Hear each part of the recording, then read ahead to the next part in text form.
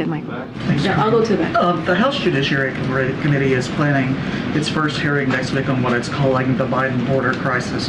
Wanted to see if you have a reaction to that. And also, can you talk a little bit about how the White House is preparing for all of these investigations that House Republicans are planning? You dick! So look, this is something my colleagues at the White House Council has been dealing with and responding to the committee. And I mean, look, I've said this before, and I'll say it again.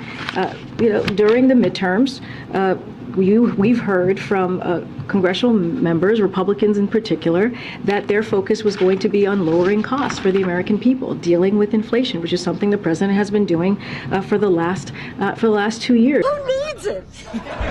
And on brand, they decided to do the opposite of that, to not deal with inflation, to not work with us in a bipartisan way, to continue to really truly work for the American people. That's what we are seeing. My colleagues have said this before. I'll repeat what they have said. We are willing to work with the committee in a good faith fashion, but again, it has to be in a good faith fashion, and certainly talk about items or talking about anything that is pertinent, that is appropriate.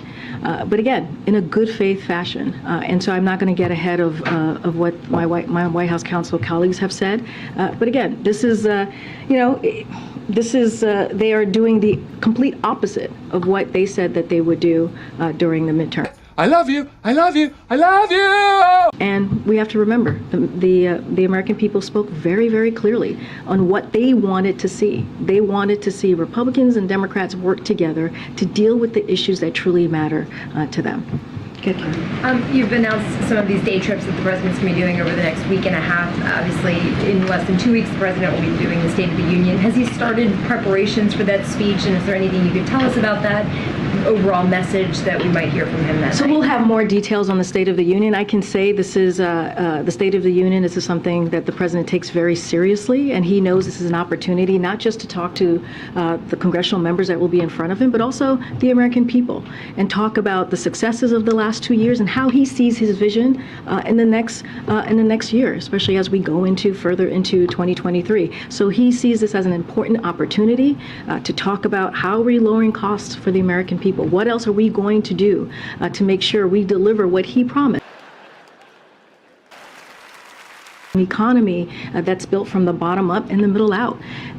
What else, or how else can we work in a bipartisan way? Don't want to get too far into what he's going to say. Clearly, we'll have more to share, but this is he sees this as an important moment, not just for him, but for the American people to hear directly from the President of the United States. I'm just going to go ahead and have him. You said the president would have his physical finished by the end of this month. Is that still on track? That's still on track. When we have a date to share, we certainly will. Okay, just one other quick one. The House Oversight Committee is looking into Hunter Biden's art sales, or the sales of his own art. Is the White House concerned about that? Does it have any response to it? I will refer you to Hunter Biden's representatives on this. And right behind. Yeah, there are concerns that the big tech layoffs and the banking layoffs will spill over into the broader economy. When the president speaks about the economy tomorrow, how will he address those fears and the fears of a recession? And look, we understand the fears. But what I will say is that, and I've spoken to this a couple of times, that there is data, job data that we have seen, job opening data that we have seen, where layoffs remains record low.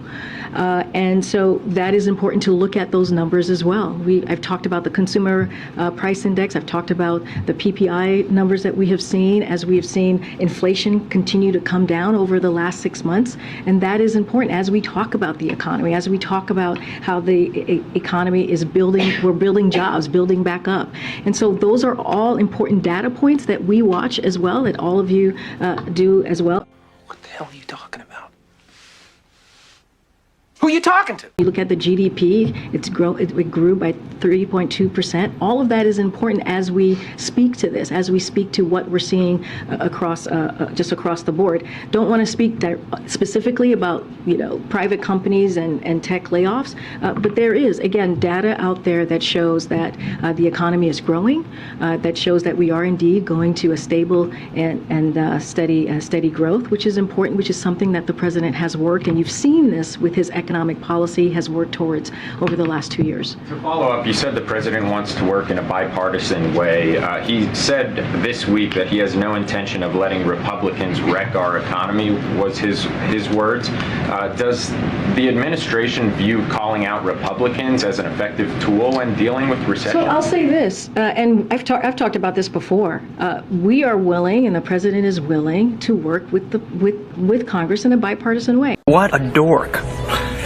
As he has in the last 2 years, we have seen results of that. But he's also going to call out Republicans in particular in the House who are saying they want to cut Social Security, who have said very clearly they want to cut Medicare, they want to cut Medicaid or defense spending. This is what they are saying. This is what's coming out of the Republican conference. And the president has said that he's going to fight every day to protect those programs that taxpayers pay into. And we have to remember those programs, they benefit veterans, they benefit our seniors, and taxpayers who, again, have earned the right to be part of those programs. So yes, he is going to call that out when he sees there is real danger against those programs. Again, nothing else.